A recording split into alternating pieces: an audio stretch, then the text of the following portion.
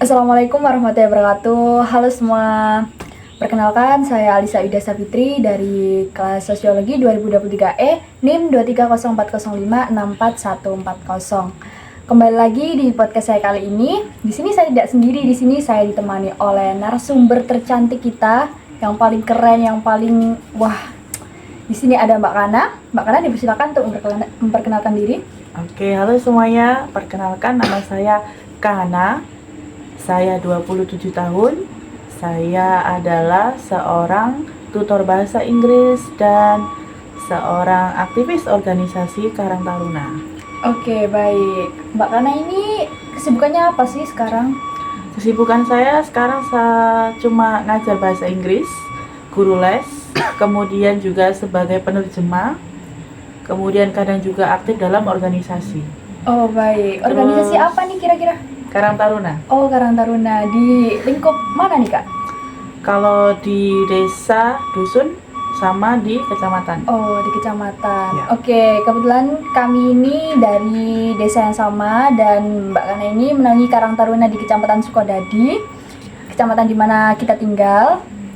Oke, langsung masuk ke topik kah ini, Kak? Oke, siap. Oke, Mbak Kana tadi kalau boleh tahu umur berapa? 27 tahun. Oh, 27 tahun. Mbak Kana sudah menikah? Baru saja. Oh, baru saja. Semoga segera dikasih momongan ya, Kak. Amin. Amin. Oke. Di sini kita akan membahas mengenai Pancasila dalam pandangan masyarakat. Oke, menurut Mbak Kana, Pancasila itu bagaimana sih? Oke. Sesuai namanya dan yang kita pelajari dari TK sampai sekarang, Pancasila merupakan 5 dasar dari pendirian bangsa Indonesia. Jadi sebuah negara itu nggak akan bisa berdiri kokoh kalau nggak punya dasarnya, Kak. Oh iya. Ibaratnya rumah itu harus ada tiang-tiangnya. Jadi oleh para proklamator dan pahlawan kita waktu memperjuangkan kemerdekaan Indonesia, mereka merumuskan apa nih yang akan menjadi dasar negara kita. Nah, kemudian ada beberapa rumusan.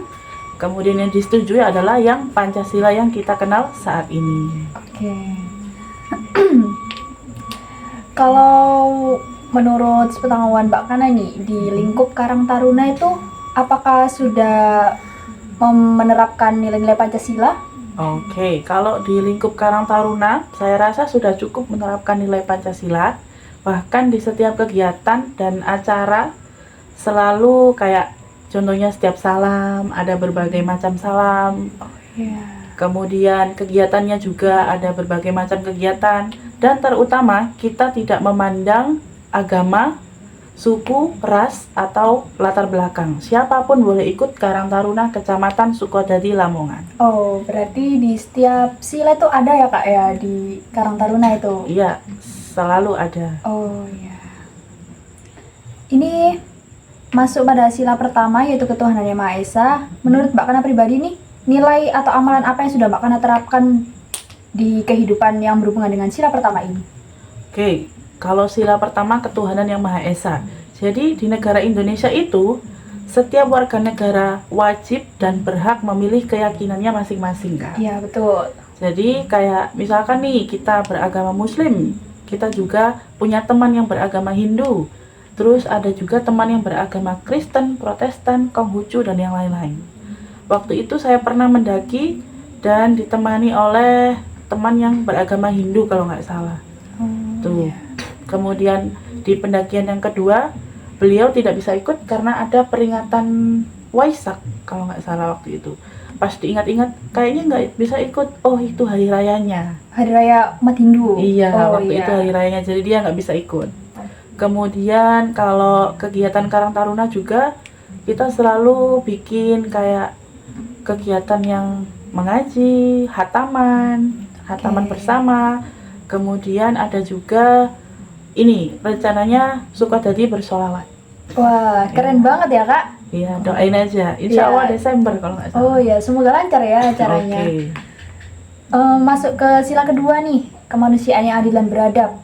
Coba dijelaskan nih apa implementasi dari nilai Pancasila tersebut. Oke. Kalau kemanusiaan yang adil dan beradab, Ya seperti yang tadi, Karang Taruna tidak memandang status agama maupun latar belakang seseorang. Selama kita masih punya niatan untuk berbakti dan berkarya untuk negara, kita bisa ikut Karang Taruna. Nah, kadang kita juga menerima kayak keluhan-keluhan dari masyarakat. Misalkan ada masyarakat yang miskin, kita juga bisa membantu melalui bakti sosial. Kemudian misalkan ada calon siswa atau mahasiswa yang membutuhkan beasiswa, kita juga bisa merekomendasikan. Misalkan ini ada lowongan, terus kita bagikan lowongan beasiswanya. Kita juga sering berbagi lowongan pekerjaan.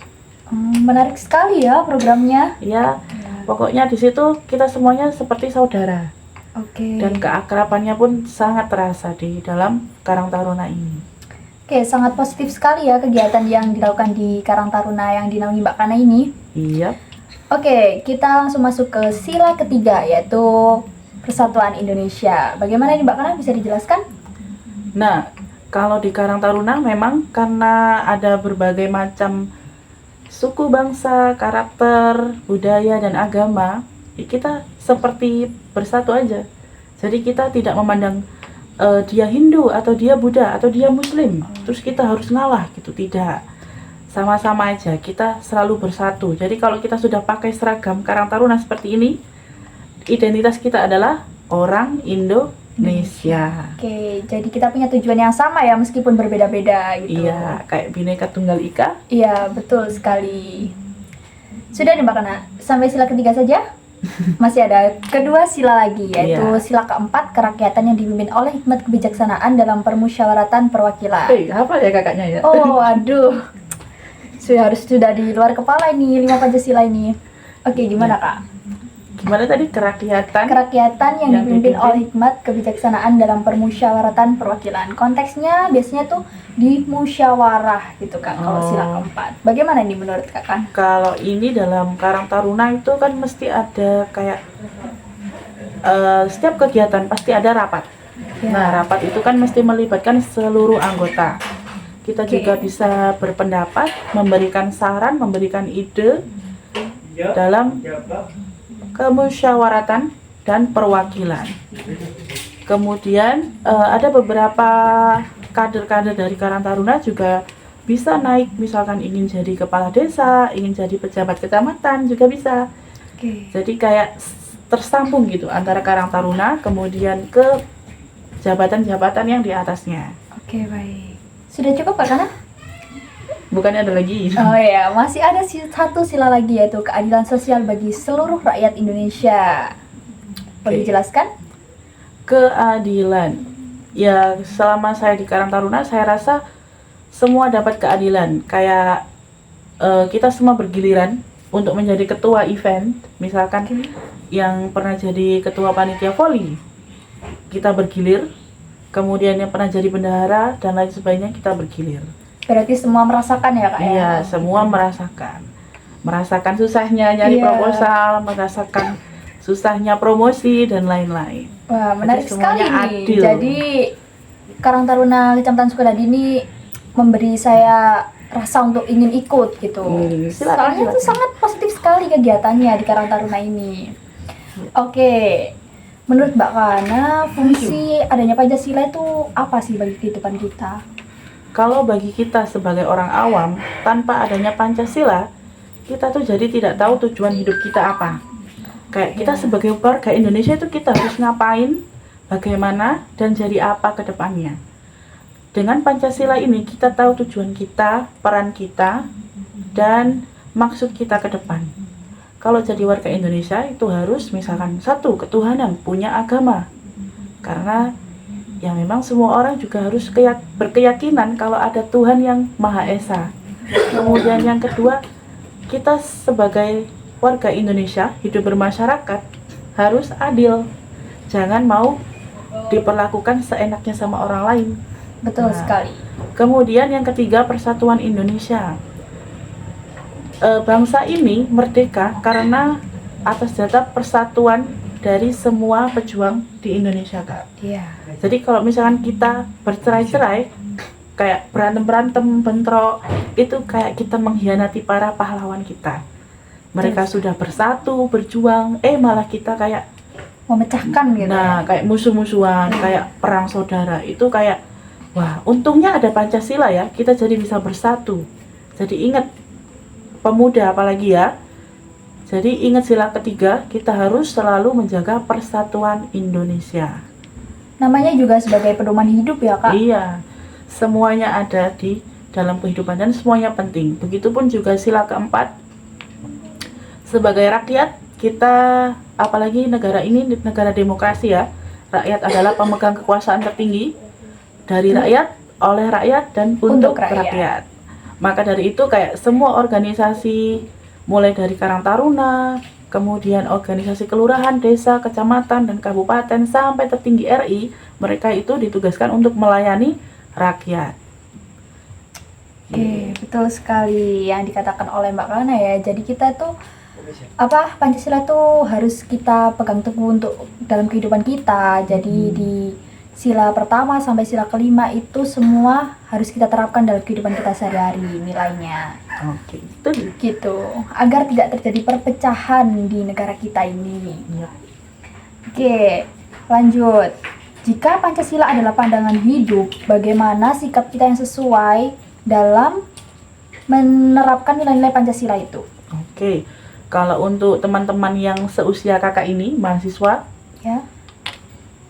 sebenarnya ada banyak sekali nilai-nilai dari setiap sila ya, yang Betul. kita pelajari saat SD.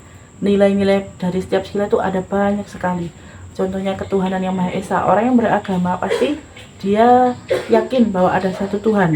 Nah, kalau dia yakin kalau ada Tuhan, ada yang mengawasi, pasti perilakunya itu akan mikir, oh nanti diawasi Tuhan ini. Iya. Contohnya berbohong.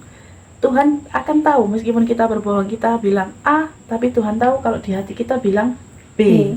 Jadi sikap kita untuk mengamalkan Pancasila itu harus jujur, harus kalau beragama berarti harus yang taat, kemudian harus baik ke sesama manusia juga. Ke sila yang kedua ya, kemanusiaan yang adil dan Yang beradab. beradab. Baik terhadap sesama. Dan tapi jangan lupa baik terhadap diri sendiri juga, self love ya. Pertama baik kepada diri sendiri, kemudian baru baik terhadap sesama. Kemudian yang tiga, persatuan Indonesia. Nah, ini seringkali ada teman-teman mahasiswa yang memandang, kamu dari organisasi mana? Kalau kamu bukan organisasiku, nggak mau berteman. Apakah betul itu, Kak? Betul, banyak terjadi. Nah, itu yang harus kita kurangi ya, teman-teman. Jadi, kalau berteman itu, usahakan netral saja. Kita bisa berteman dengan siapapun, dimanapun. Jadi, sila ketiga ini yang sering kita abaikan dalam kehidupan sehari-hari. Jadi untuk kedepannya, untuk penonton sekalian, terutama teman-teman Kak Ayu ini, silakan Anda terapkan sila ketiga, persatuan Indonesia. Oke, jangan lupa ya teman-teman, diingat pesan dari Kak Kana ini ya. Ya, kalau yang keempat, seperti yang kita ketahui, ikutlah organisasi, nanti akan tahu bagaimana kerakyatan yang dipimpin oleh hikmat kebijaksanaan dalam permusyawaratan dan perwakilan. Kemudian sila yang kelima adalah keadilan sosial bagi seluruh rakyat Indonesia. Nah, kalau kita sebagai rakyat biasa ini, kita mungkin belum bisa mewujudkan keadilan sosial bagi seluruh rakyat Indonesia. Emang saya siapa? Saya bukan presiden ya.